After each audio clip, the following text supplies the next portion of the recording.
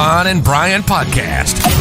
Get ready to fill your ears with the latest news, politics, current events, and whatever else we feel like talking about this week. And now, your hosts, Ron and Brian. And good evening, everybody. It is Sunday night. It is Bad Bitch O'Clock, and it is time for episode 240 of the Ron and Brian podcast. Oh, look who managed to find his way back to the broadcast this week. Your friend and mine, Brian. Brian, welcome back. Welcome back to the show. Guess who's back? Back again. Brian's back.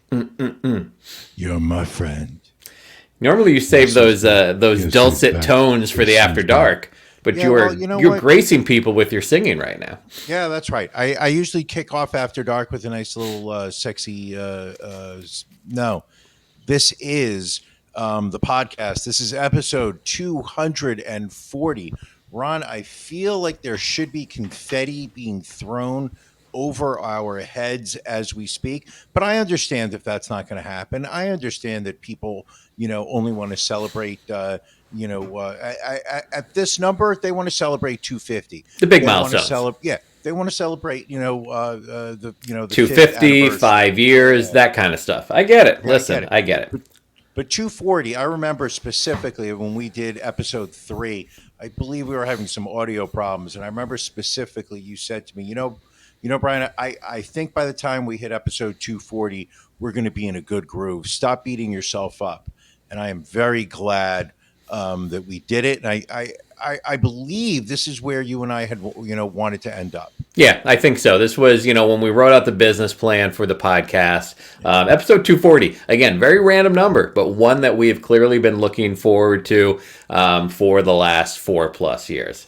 Yes, Brian, with the working Wi-Fi this week. Always very important learning lesson. And, the shiny thing over my shoulder, over this shoulder, of course, the 51% ownership title belt takes a modest spot in the background. I feel like some people were saying I was showing it off too much, and it was hurting Brian's feelings. And Brian, you have people out there that care about you, and I'm one of them. So I don't want to be hurting your feelings. Well, I just think that you really should put that belt as close to you as possible, because you only have a couple more weeks where you will have that belt in your possession. The people are clamoring for the, it's one of the high points of the year is the Super Bowl. Most America is sitting there watching the Super Bowl halftime show this year, sponsored by Apple Music, featuring a return to the stage by Rihanna. However, the true intelligentsia, I don't even know what word you're trying to say. The Illuminati? No, I was going to say, the truly elite, the mentally elite people. They know that the real sideshow of the Super Bowl is not taking place on the field. It is the bet between you and I as to who will be the 51% owner of the podcast after the Super Bowl. This year, the wager will be even sweeter as the belt is on the line. I feel like we should hire a referee to walk around your house during the Super Bowl, lifting the belt up in the air to the crowd to show that the belt is on the line, that this is not a non-title fight, right? But you are putting the belt up on the line, the Super Bowl. One of the things you and I have been struggling with, and I think it's time for you and I to start reaching out to uninterested third parties, which is to determine how are we going to decide who makes the pick in the Super Bowl? What line are we using? Where are we getting the line? I have come forth with several options that you have rejected for a variety of reasons. One of them I felt was the perfect idea, but you showed a little cowardice. Listen, I threw one out there to you, a challenge I saw on TikTok, and you were like, no, it seems too much. Now, Ali was saying my audio was way louder than yours, which I asked you beforehand if I was too loud, and you told me I was fine. But I'm going to say this to you: you sound exactly the same. I've turned my gain down a bit, so hopefully, let me know if I'm still much louder than Brian. And I only want to be at 51%. I want to be 2% louder than Brian. I don't want to be any more than that. Just reasonable. And also for those, I am also using a new microphone this week, testing out some new technology that has been sent out to us to test out. So far, I'm liking it. Okay. So Ron, it is, hold on a second.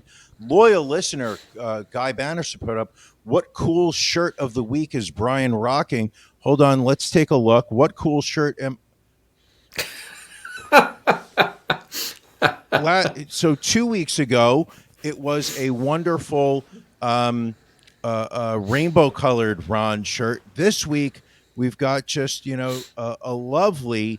how would you describe this? Hand painted? I mean, it looks graffiti-ish almost. I mean, it's high quality. It's high quality. It is a high quality shirt. This is the year of the Ron shirt. I'm going to see how many shirts of Ron I can get my hands on. This is shirt number 2, so we'll see where we go with that. All right. Should we get things? Maybe it's the gain on your microphone. People are saying that you're still more quiet. Well, we'll see. We'll see. All right. Well, let's get moving here. We've got stuff that we got to get to, and it all starts with Drink of the Week. Drink of the Week. Na zdrowie. Salud. Drink of the Week. Sláinte. Prost. Drink of the week. Drink of the week. Drink of the week. All right, Brian. What did you bring back here to drink for this evening? I brought nothing back. As you know, U.S. Customs, the law in terms of alcohol importation, it would be illegal of me to bring in foreign beers. But coincidentally, I am drinking Estrella Damm, which is the almost official lager of Spain, which is made in Barcelona with Mediterranean ingredients since 1876. Estrella Damm. Look at this. Look at this right here. Look at that beautiful photo. Wow, that's a nice look to it, my friend. It's the champagne, or it's the cava of Spanish beers. Estrella Damm has been brewed following the original recipe using barley, malt, rice, hops. The quality of their ingredients, first priority, which is why they work directly with only Mediterranean farmers. Unlike many brewers in Spain, Estrella have their own malt house, which allows them to monitor the entire process firsthand. Estrella Damm is a golden color with tons of amber and slight shades of green. Not something you normally want to look for in your beer. It is bright and sparkling with a cream-colored, long-lasting head. It is a beer that with lots of delicate, lively bubbles, coming in at 5.4 ABV. This is Estrella Damm. All right, well, I have a feeling you've probably sampled a few, but let me know how it is. Tell the audience how you like your beer. I think this is delicious beer. It's got a lot of flavor to it. It's not like an IPA, which has that bitter, hoppy aftertaste. Just a damn good beer. All right. And I may have brought back 4. All right, very nice. Ron, Yes. what are you drinking? So we had a nice face-to-face meeting last week with the good folks from Tavor. As we know, we've been doing some more partnerships with them. They were a little surprised that you weren't there. They said that they had sent you a calendar invite for this meeting, and that you had accepted. And I was like, how is that even possible? Because Brian's not even in the country. And they were like, I smoothed things over. I think I tried to convince them it was an error on their side, but regardless, they were like, we want to send you some more beers.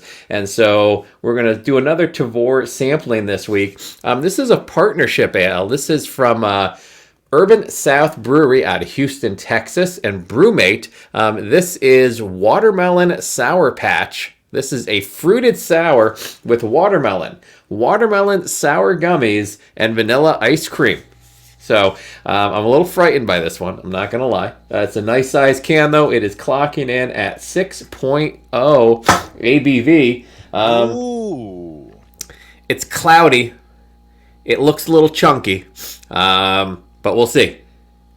What do you mean by chunky? Because chunky is not something that I want my beer to be described as. So this it's sour. I'll give it that. Mm-hmm. Not really tasting watermelon. Not really tasting vanilla ice cream.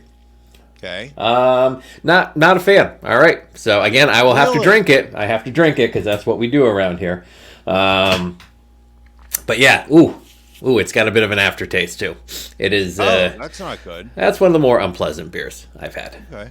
More sour than flavor. Exactly, Billy. More sour than flavor because there's really not a lot of flavor. There's an aftertaste. I can't put my finger on what it is. But we'll figure it out. In the meantime, that's not good. Let's keep things rolling around here. It's time for our beef of the week.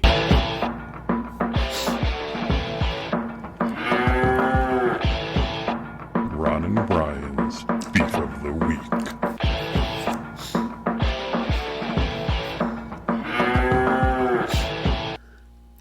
Brian, what's bothering you this week? Ooh, this is going to get awkward. Okay. It's going to get real awkward.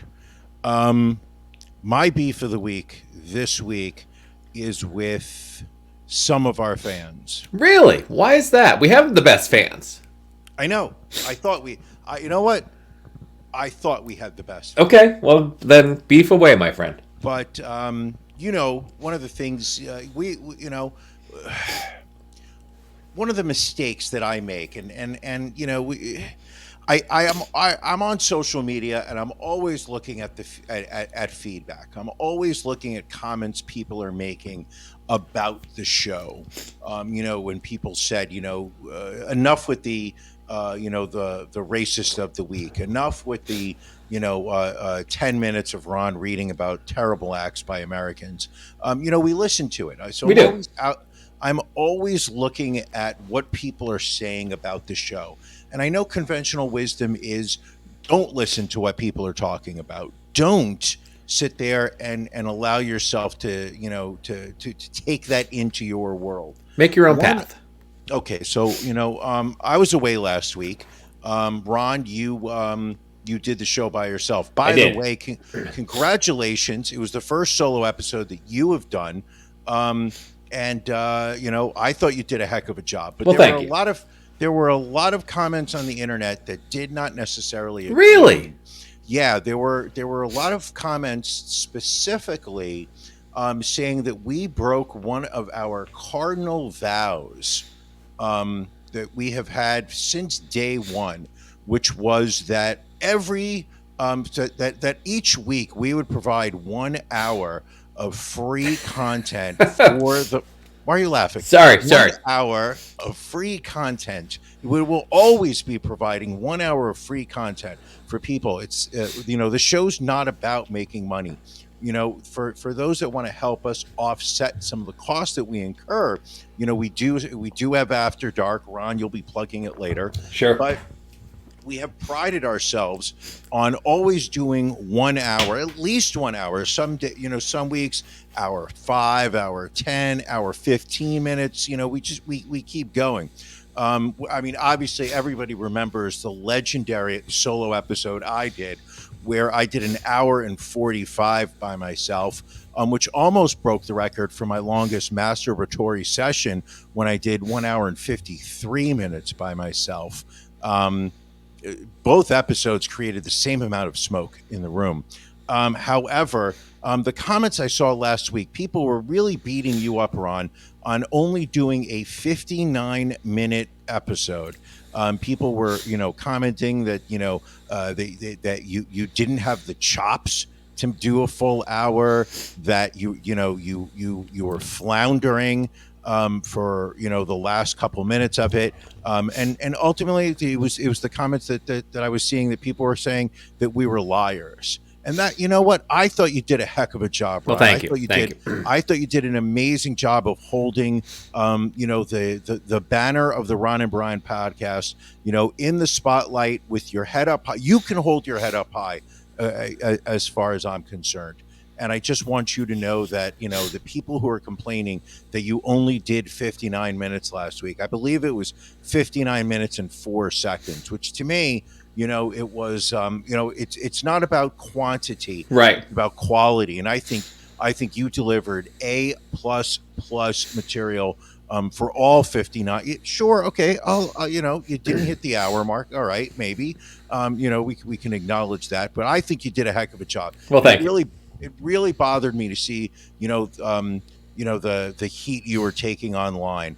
I know that you offline, you and I were talking, separately, and you were telling me that you were going to, shut down all your social media accounts because you were just receiving so much hate. And I'm glad that you did it.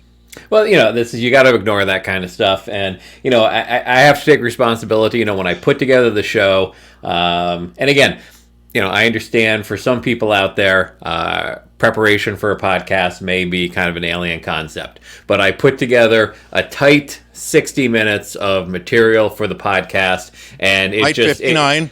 But a tight 59. But it ran again. I timed a segment incorrectly, and it came in a little under that 60 minutes. So my apologies to anyone out there that feel that they did not get their money's worth last week. No, Ron, you owe no apologies.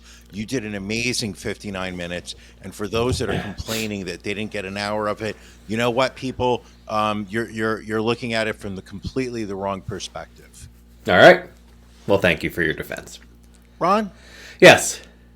What's bothering you? So I guess, this is something that I guess is kind of an ongoing concern of mine. And every now and then it just kind of hits harder in a certain week. I don't know if you have things like this that you carry around, and it's an ongoing beef you have with the world, and just some weeks you can't take it.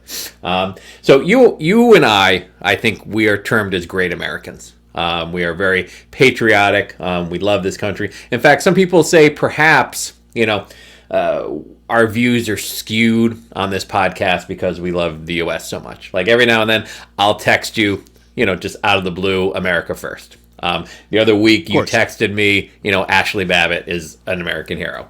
So it's true patriot. And my love for this country leads me to think that in times of need like we are in this country right now, Americans need to support fellow Americans. And so I see, and again, you see posts on social media, you see Americans that are electing to take their disposable income, and rather than travel to an area within the United States to go to a town or to a community that could benefit from their tourism dollars, they will take that disposable income. They'll go international. They'll fly overseas, and they'll spend those hard-earned dollars in another country that has no ties back to America. And so as all of you out there plan your vacations this upcoming year, I would just kind of keep that in mind. How can I help the United States by traveling within, and I'm saying don't even go to Alaska or Hawaii. Keep it within the 48 contiguous states. But especially people who perhaps travel internationally, spend their dollars as euros, which I don't even know what the hell that is, or, rubles or whatever. It just, I don't know why, just this week, it just kind of, it struck a chord with me, and I just had to speak out about it. So that's all I got this week. That makes sense. Hey, Ron, I have a question for you. Yeah. Are you going on vacation in a couple weeks? We have something in the works, yes. Where are you going? Where are you going, Ron? I don't know that we have a location picked out yet. Really? Yeah, we're because your wife mentioned that she was dusting off your sombrero. Now, you know what we do, Brian? is when we're ready to go on vacation, we will sit and we will watch a marathon of diners, drive-ins, and dives, and we will figure out locations to go based solely off of Guy Fieri. That's not a joke. I guarantee you that there are couples that have literally made that their vacation. I don't want to say destinations, but that is their vacation plans, is to coordinate how many of the Guy Fieri locations they can hit. Have you ever gone to a Guy Fieri diners, drive-ins, and dives location? No, but I have been to a Guy Fieri restaurant in Times Square. I did that once. And how was that? Because that received one of the most brutal, I think, New York Times reviews of all time. What was your take on it? I found it to be on par with what I was expecting from a Guy Fieri restaurant for tourists in New York City's Times Square. Okay. I did not think that it was as atrocious as the New York Times review, which I remember I read the review first before going. But I believe I was in Times Square with some friends. I believe we were, had some time to kill for a concert. We were across the street, saw the Guy Fieri, and said, "Hey, for shits and giggles, let's go." We went to Guy Fieri Steakhouse in Atlantic City at one of the hotels there. I forget which hotel it is, and it was a decent meal. It was a good steakhouse meal, and I was somewhat surprised knowing that some of the hate that he has gotten for some of his restaurants. Well, I think in those cases, and I could be wrong here, but something tells me when it's like a Guy Fieri or a Gordon Ramsay restaurant, that primarily they're just licensing their name. Right. That it is, a steakhouse experience that somehow they, the establishment has decided they're going to put his name on everything because they think that's going to drive more traffic into their restaurants. But I can't believe that Gordon Ramsay is literally going from restaurant to restaurant, managing the kitchens and menus of every place that has his name on it. Yeah, I would find that hard to believe, but you never know. I mean, what else are they doing? What else besides filming 28 shows for the Food Network? What else are they doing? I don't know. I always enjoyed Gordon Ramsay. What was it? Kitchen Nightmares? I loved Kitchen Nightmares. I thought that was a fun show. But you know what? Just like that and Bar Rescue, it hits a point where you start to realize what the formula of those shows are. And then it just becomes, okay, this is a scene where he goes into the kitchen and he starts pointing out what's wrong. And there's going to be that one chef who, takes pride in putting together a shit dish. So they're going to fight back. And then Gordon Ramsay's going to beat them, verbally down until finally they admit that, this is not really the kind of kitchen that they want to run. And, he makes that breakthrough. There's always that, female waitress or bartender who's drinking on the job that always gets thrown off, even though the owner is friends with her. And then it just kind of knocks. Then you realize, oh, wait a second, I've seen all this before, just maybe a different location. Right. But then it's just kind of not very interesting. So Janelle said someone sounds like they're breathing like a mini Earth Vader, which is a great reference. Not many people, if you've seen the Star Wars movies, you don't know the fringe character Earth Vader, Darth Vader's long-lost cousin, who instead of the black helmet, literally wears a globe on his head. If you read the books, you know about Earth Vader. I can't tell if you're making this up or not. I genuinely can't tell because I know that you are a Star Wars fanatic. So I can't tell if you've actually read the books or not. I may just be busting balls. Okay. Okay. All right. Let's dig into some news, Brian. Before we get to news, Ron, what are you watching? What aren't I watching, Brian? It's been a lot. So I watched. Nobody asked you last week what you're watching, and maybe if you were interested in hitting that 1 hour mark, you could have done what am I watching last week because you didn't do it last week. No, so I watched Madoff, the 4 episode docuseries on Netflix, talking about the Madoff scandal and the Ponzi scheme. I would say it was good. I think the first episode's a little drawn out because you really get not only the backstory of Bernie Madoff, but the U.S. financial system in general. But if you get through the first episode, the next 3 are very interesting. So that I would recommend. I watched Kaleidoscope, another series on Netflix, which their gimmick is there's 7 episodes, each named after a color. And apparently the episode order shows up differently for different people when you log in. The only one that's consistent is the white episode is always the last episode. That feels oddly racist. White, and you have to make the white the last one. And on HBO Max, watched the movie The Menu with Ralph Fiennes and the woman from Queen's Gambit, who I can't remember, John Leguizamo, Judith Light. Where the hell's Judith Light been since Who's the Boss? She's in this movie. How's she look? Good. But yeah. Great movie. It's a horror-ish movie. I mean, not a ton of gore, but an interesting story and a very fun watch. Okay, very good. Anya Taylor-Joy. There you go. Anya. That's the name. Anya. Earth Vader. Judith Light has been on Law and Order. Is that like a French show, Law and Order? I think that's the 27th spin-off of the Law and Order universe, I guess. The Law and Order cinematic universe. Shoot. Did you watch the Glass Onion on Netflix? I did, yes. What was your thoughts on that? I watched it, was expecting not to like it, and found myself actually more upset that I actually watched it. It was I could not have expressed in better words how unhappy I was having watched it. Really? Why were you unhappy? Let me ask that first before I tell you what I think of it. Okay, because I felt like it was incredibly light fare considering the cast that they had in it.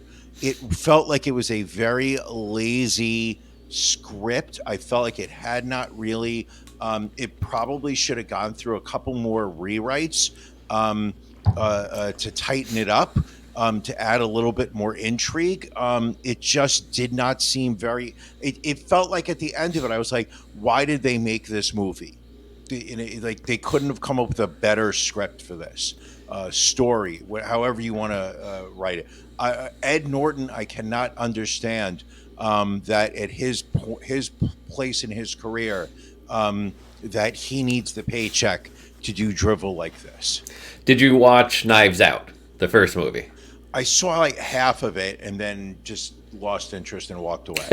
And again, these aren't, like, to your point, it's very light fare. Like, if you go into it just expecting it to be like just a bunch of actors sitting around not really getting into an intense story, I found it enjoyable just because I went into it with very low expectations. Mm-hmm.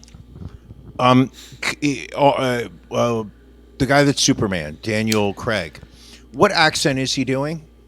Well, I don't think he's Superman. I think he was James Bond. Okay. Daniel Craig. I think these are mystery movies, and I think the biggest mystery of them all is what the hell is Daniel Craig's accent in these movies.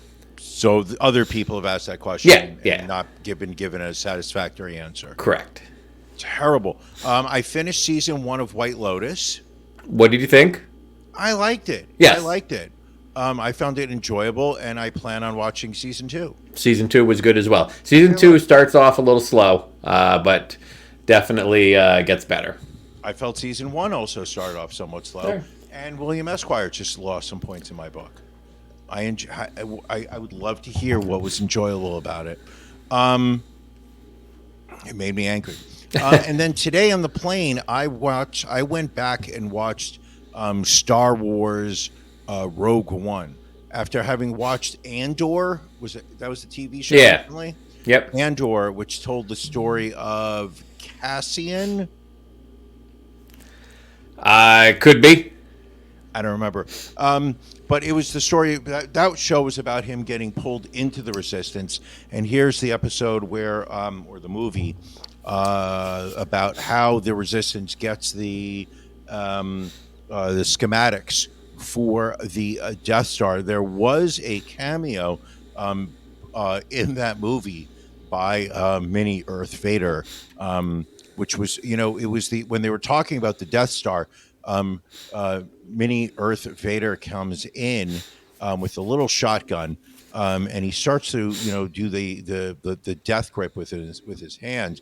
Unfortunately, all he did was cause climate change. So we'll remember that. See, I remember Mini Earth Vader from episode 5 of Andor, where he's in the background when they're in the Waffle House in space. I just, again, it's fan service. It's nothing but fan service. But again, I enjoyed. I mean, Billy enjoyed Knives Out. I enjoy Mini Earth Vader. So sue me. No one's going to sue you, Ron. They'll just complain that you didn't do a full hour. That's true. That's what they'll do.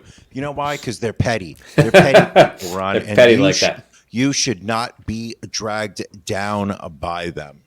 All right, well, let's, speaking about being dragged down, a bunch of police in Tennessee have been dragged down with allegations of sexual misconduct after a married female officer allegedly had affairs with 6 male officers, including illicit on-duty liaisons. I think we might have a photo here of the female officer because she seems to be the only one really getting dragged across the internet for this. This is Officer Megan Hall. She apparently engaged in exchanging dirty pictures, taking her top off at a Girls Gone Wild hot tub party, and even having oral sex with 2 officers at their police station in La Vernia, Tennessee. Let's see.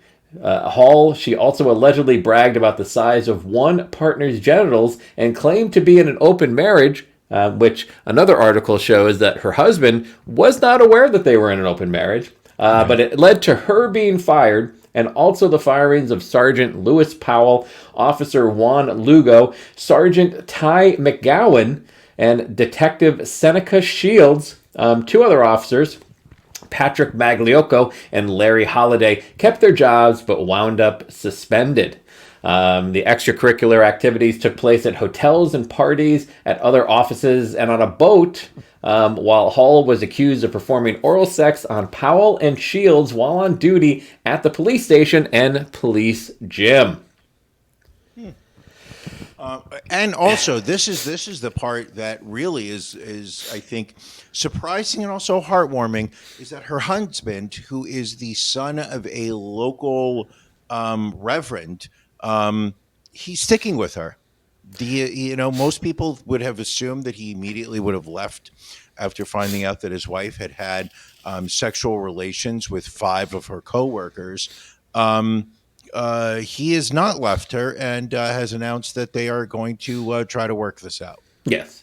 What is enjoyable about this article is they talk to some of the people involved. They talk to Sergeant Lewis Powell. He's one of the ones that got fired. And when he was initially questioned, he denied that he had a sexual encounter with Hall, but said, quote, "Everybody knows she had multiple partners." After he got caught lying, he admitted to the affair during a follow-up interview. He was then involved in a domestic disturbance with his wife, who he told investigators, quote, "beat the shit out of me," adding that he would, quote, "most likely lose his children," after his wife learned of the affair.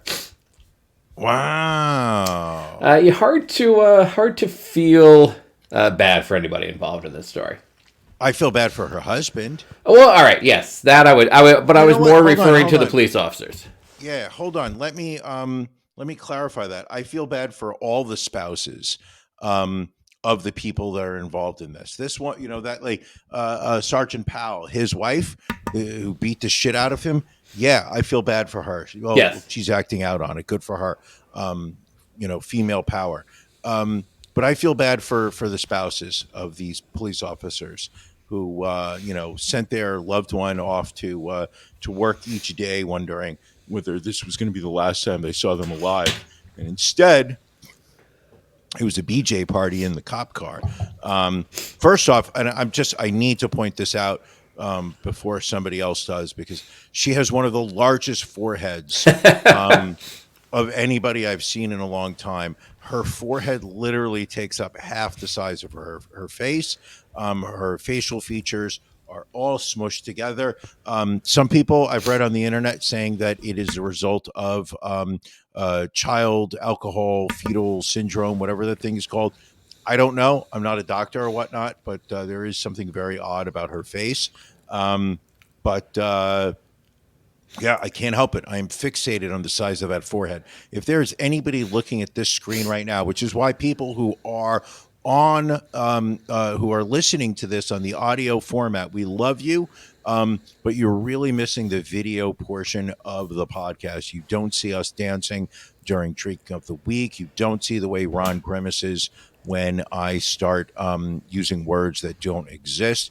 But this woman's forehead is something of a legend. Also, she is the meme star. Oh, without a doubt.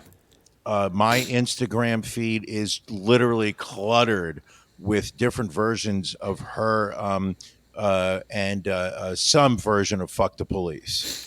I think some of my favorite memes I've seen. One was a picture of her, and below it a picture of NWA, and NWA is saying, "We didn't mean it literally." Yeah, I like that. That's a good one. TikTok also been good. Someone put her head on Thomas the train engine with the heads of the various police officers in the cars behind her. And then, of course, just a video of her while they played that "Don't Fuck Your Coworkers" song repeatedly in the background. I like the one where it showed some protesters holding up a sign that said "fuck the police," and on the bottom was her face superimposed over Michael Jordan's body from the Michael Jordan documentary that came out a couple of years ago, with the words underneath saying, "And I took that personally." That one's my personal favorite. All right, moving on. Pop Warner has concluded an investigation into a coach accused of using a racial slur directed at another team's coach. Last month, the youth football organization announced that they were investigating the incident, which occurred at a hotel on December 3rd following a 12U quarterfinal game in Orlando between the Hamden, Connecticut Hurricanes and the Highlands Ranch Mountain Lions. An assistant coach for the Mountain Lions was accused of hurling racial profanities towards members of the Hurricanes after a video emerged of an altercation at the hotel. But the committee investigated the video, Brian. Guess what? The coach did not use the racial slur, instead used a different derogatory slur. He used the M word regarding to little people. The review found that the coach said the other team would have been beat, quote, by a bunch of fucking M words, which apparently now we don't use the M word when referring to little people anymore. Monogamous? Yes, exactly. So even though the coach didn't use an ethnic slur, they still objected to the slur that was used, and the coach will be suspended for 1 year. Okay. I can understand that. Can you? Are we okay with the use of the word midgets? I don't know. I don't know anymore. I believe that is a derogatory term, and I think that we live in a world where we don't say derogatory terms about African Americans. We don't say derogatory terms about members of the transgendered community or the. Janelle is laughing at your use of the word midget. All right. No, to your point, Brian. This is why. This is why we can't do that.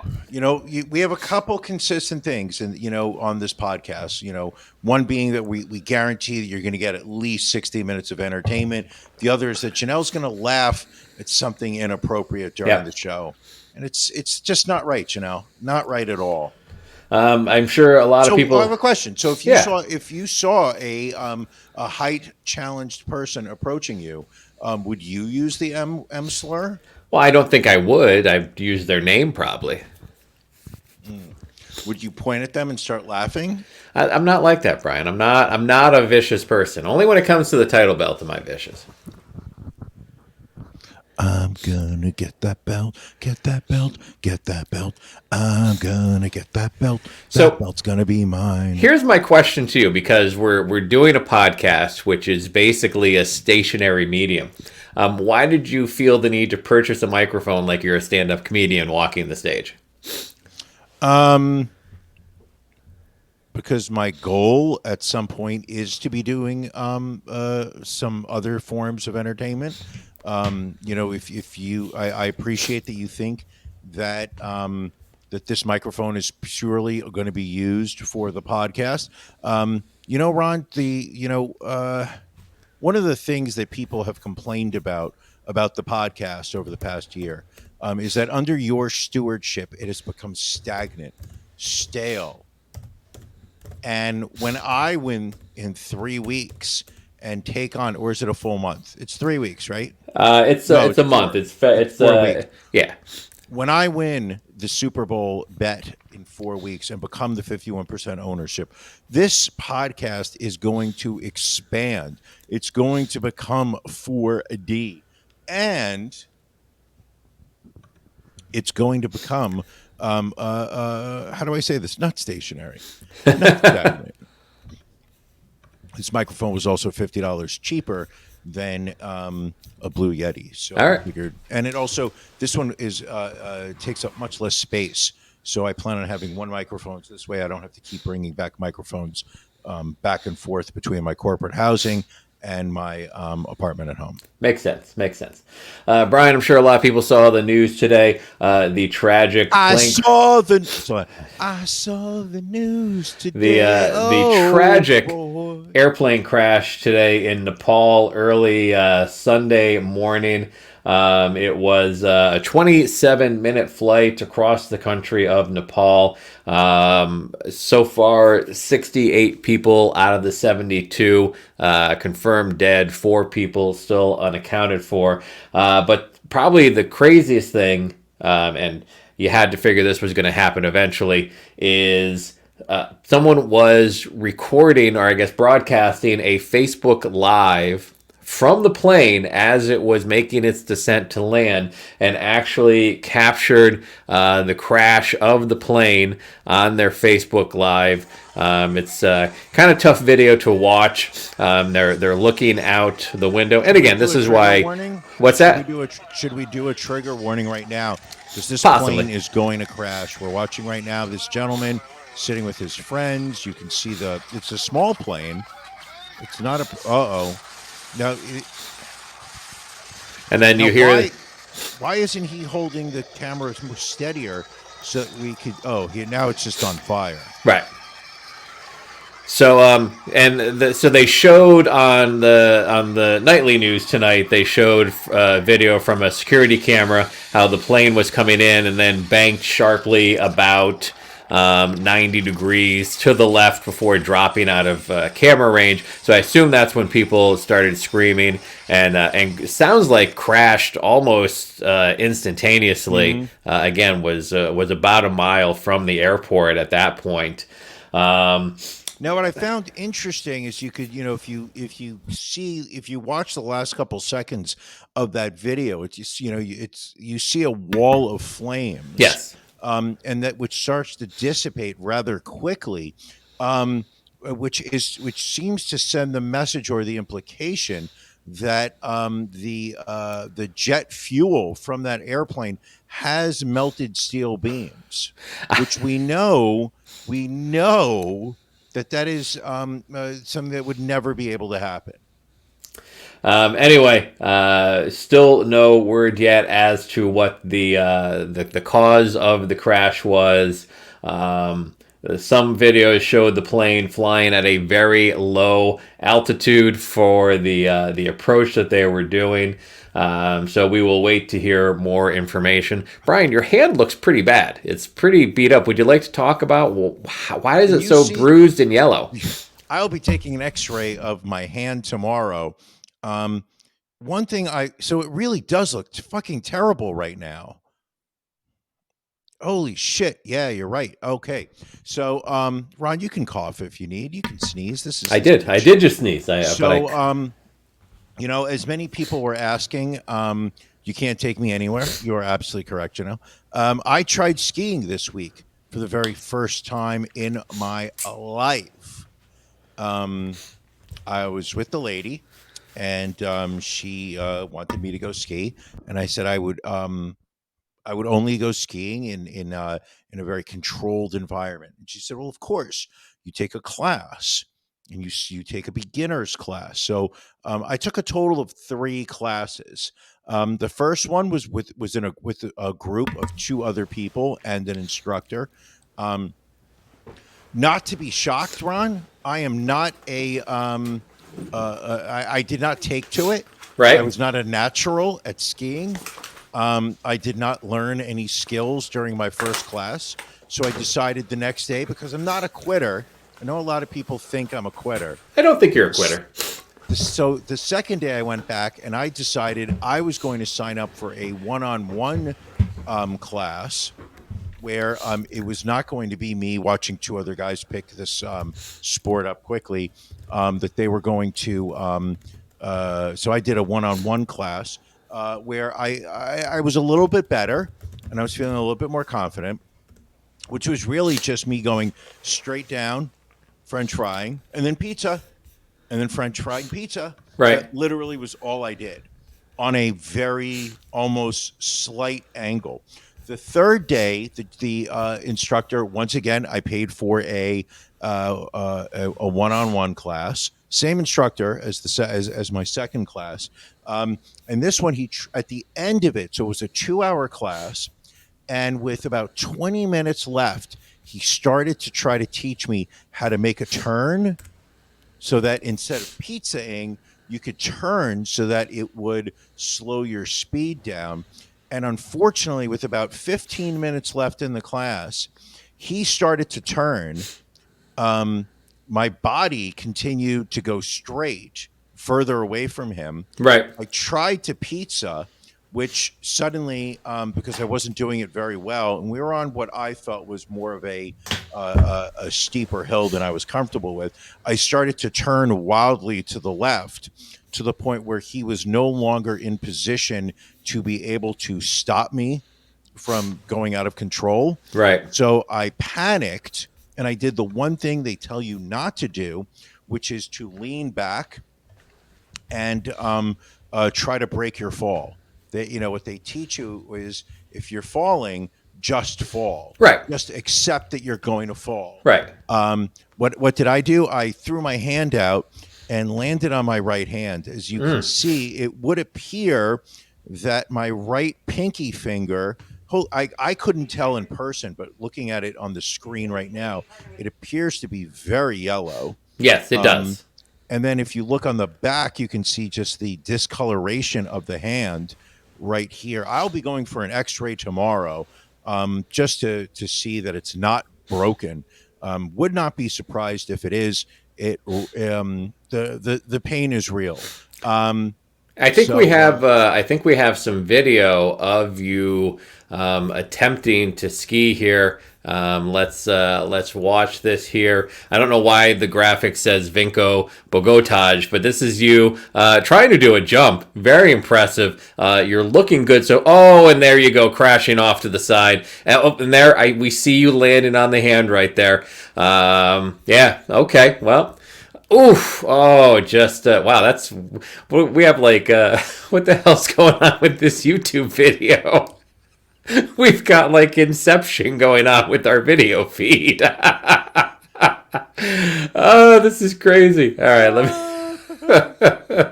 Well, Brian, I certainly hope it's not broken. I don't think it's broken, because I think it would be more pain. I would not be able to move it. Like I have a lot more movement in it today. Right. But we'll see what it's like.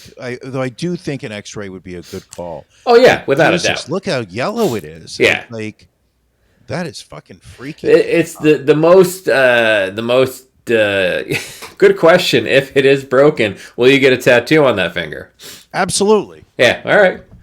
Brian, while you were gone, while you were out of the country, a number of celebrity deaths this week. Yeah. So many, we actually had to do a little bit of a slideshow. So let's run through who we lost this week.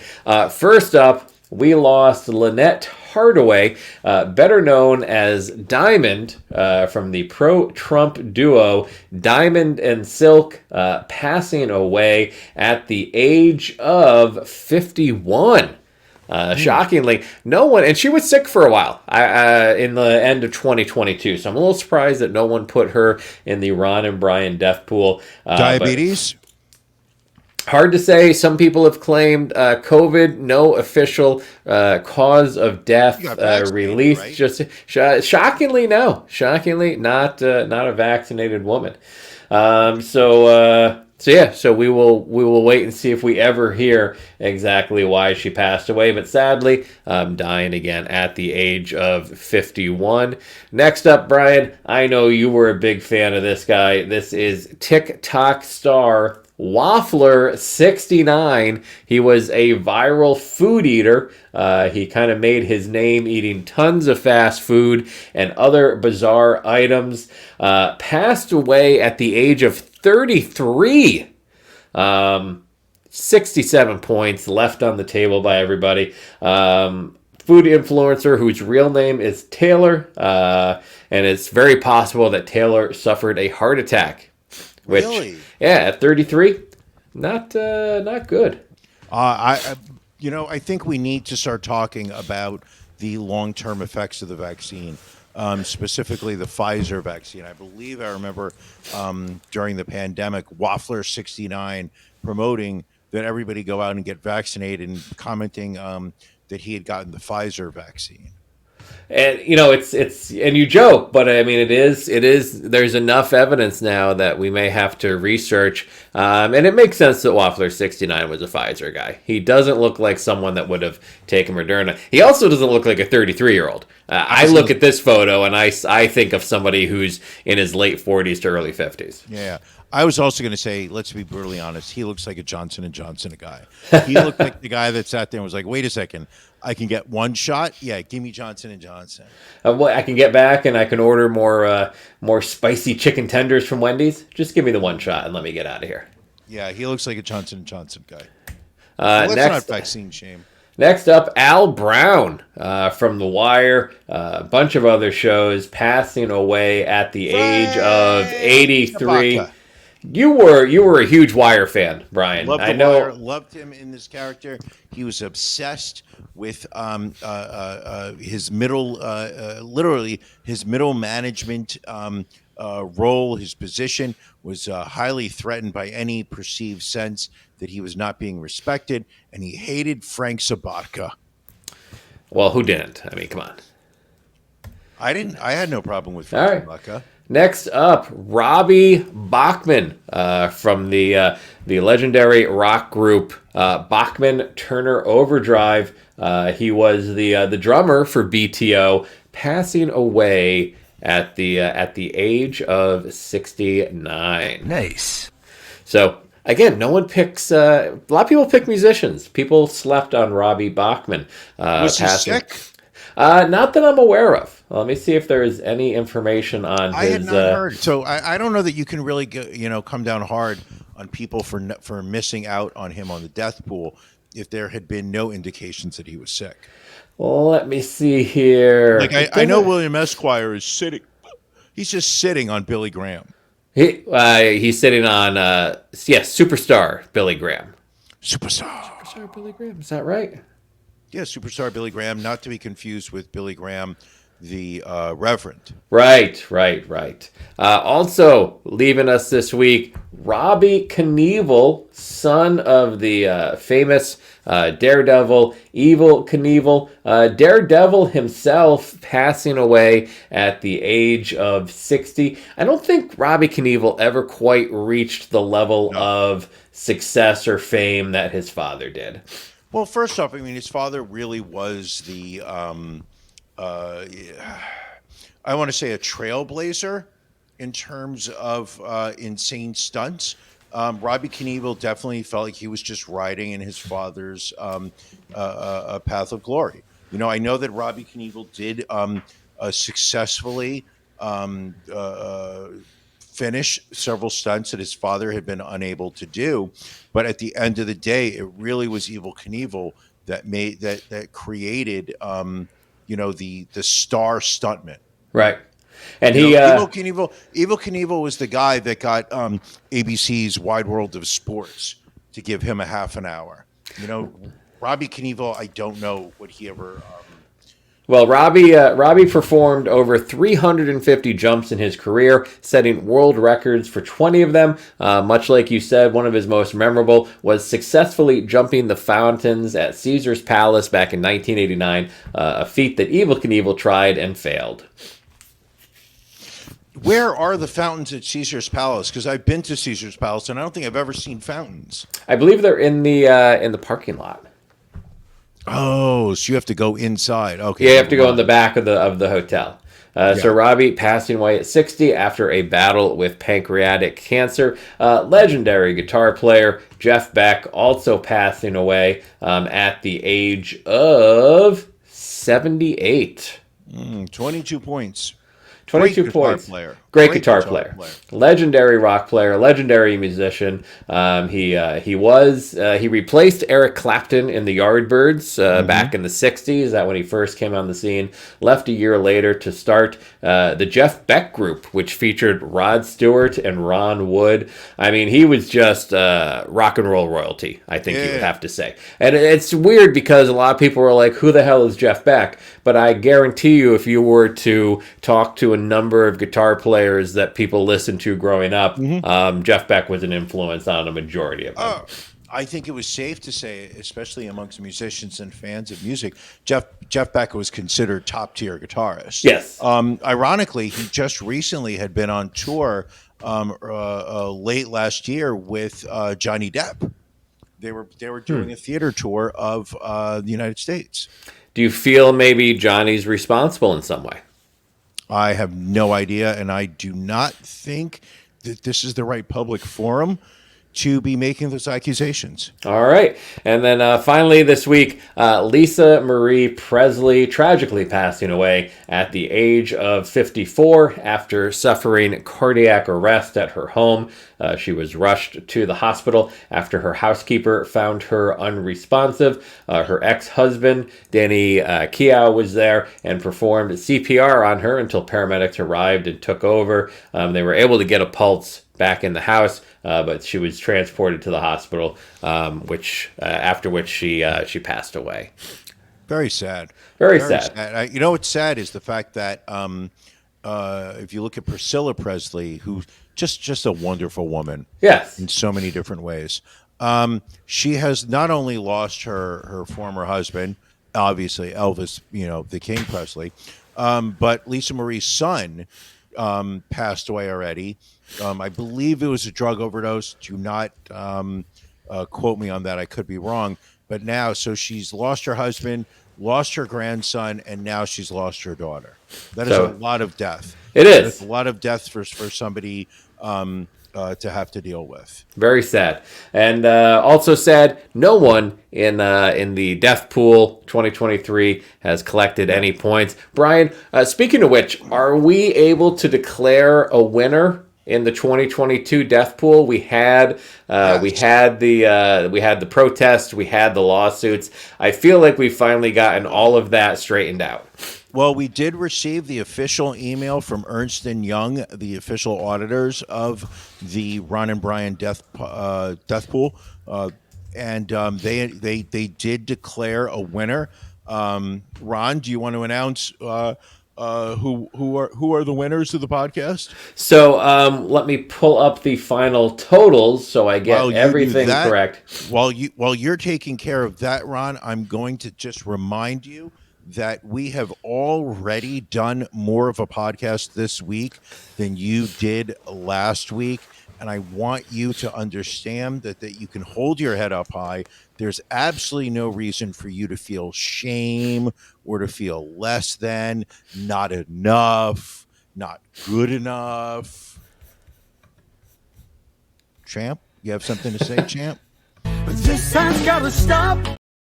All right. Well, first place in the 2022 Death Pool, fan and friend of the podcast, Jocelyn P., coming in with 81 points. Obviously, her big one was Erin Carter, getting her 66 points, but she also picked Nichelle Nichols and Queen Elizabeth. So not only did she have the most points, but she also picked the most correct deaths with 3. Coming in second place was me with 66 points with Erin Carter. We tossed that out. So we actually have a tie for second place between Janelle with 37 points and Max M with also 37 points. Janelle got there by picking Olivia Newton-John and Philip Baker Hall, while Max picked Queen Elizabeth, and he was also the only one to pick Ray Liotta. So the shocking death there. And then coming in, Philip Baker Hall. he was the postman on the postal inspector on the library inspector on Bookman on Seinfeld. She picked that dude? She picked Bookman, yes. Wow, interesting. Max picked, we already talked about Max. Third place, Yep. defending champion Andrew H. coming in third with 18 points. He made the board right at the end of the year with his pick of Pele. So those are our top 3. Congratulations to the winners. Brian, will we have this year's champ on the podcast as is tradition? I believe she will be on the show a week from today. All right. To discuss her strategy in making her picks and to officially receive her her winnings. I believe, if I'm not correct, based on Facebook, that she was recently cited at the happiest place on earth, Disney I believe World. so. I believe so. So we are also going to hopefully discuss with her what it is to be an adult visiting Disney World, because we've recently had a lot of articles.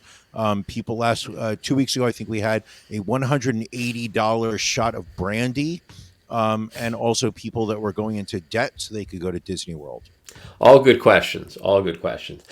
Brian, also while you were away out of the country, were you aware that Boston released a new $10 million sculpture of Coretta Scott King and her civil rights leader husband, Martin Luther King?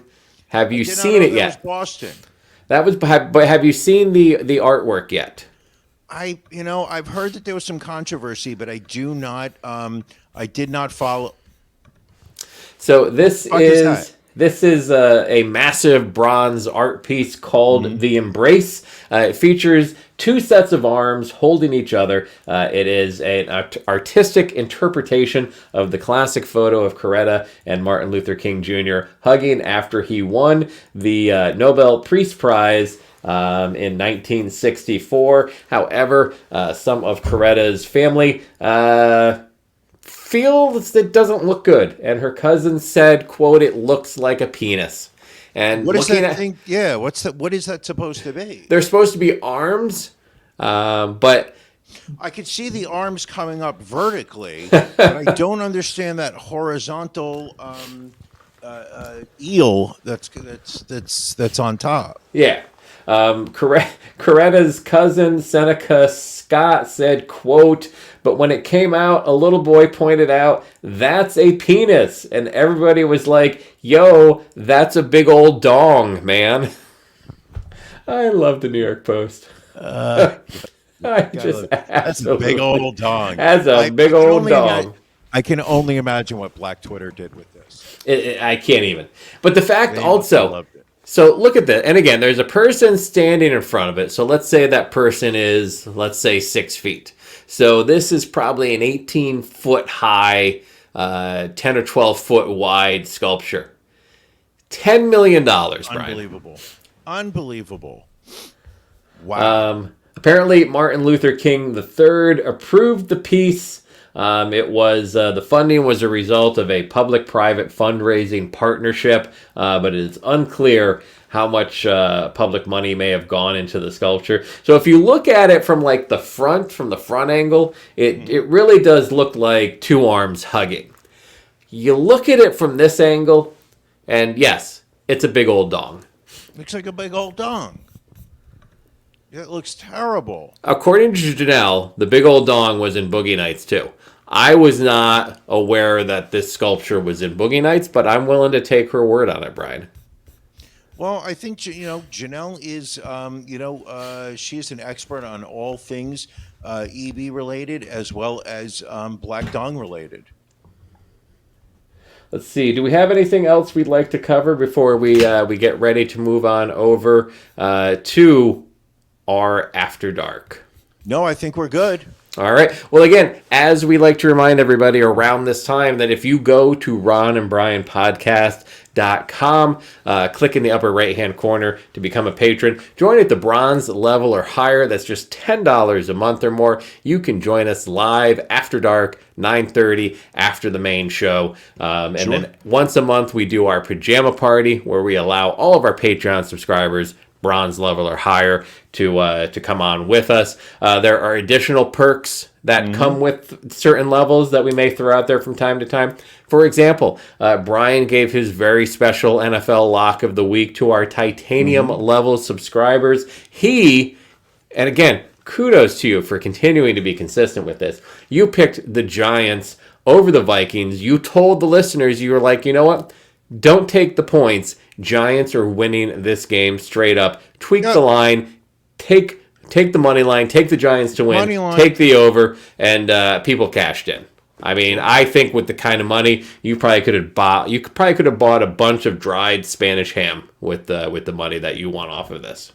Or some people could have bought some dried Spanish ham and snuck it in their suitcase. Oh, very nice, very nice. Welcome back, Brian. As I said last week, it's great seeing you. I did the podcast. It wasn't quite the same doing it without you. I don't want to have to go through that again, so I'm glad you are back. I hope you feel the love and the welcoming from everybody having you back here.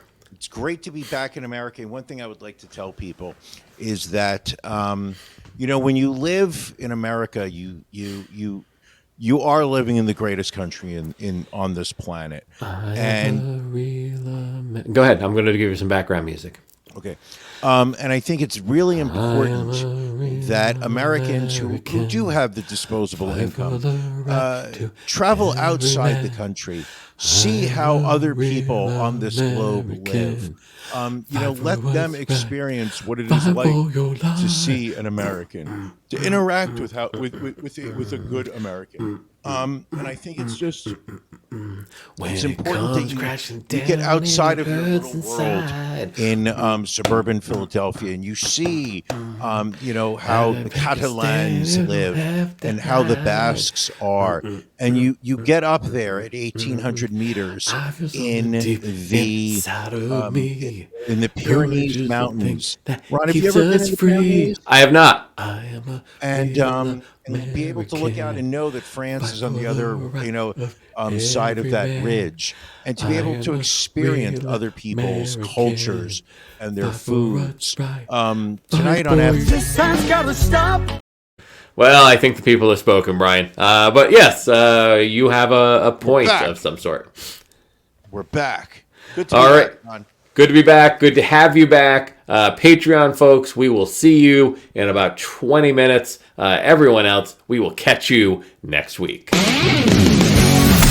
Thank you for joining us on the Ron and Brian podcast. We're live each week on YouTube, Facebook, and Twitch. You can find prior episodes, links to our social media, and everything else Ron and Brian at ronandbrianpodcast.com. See you again next week.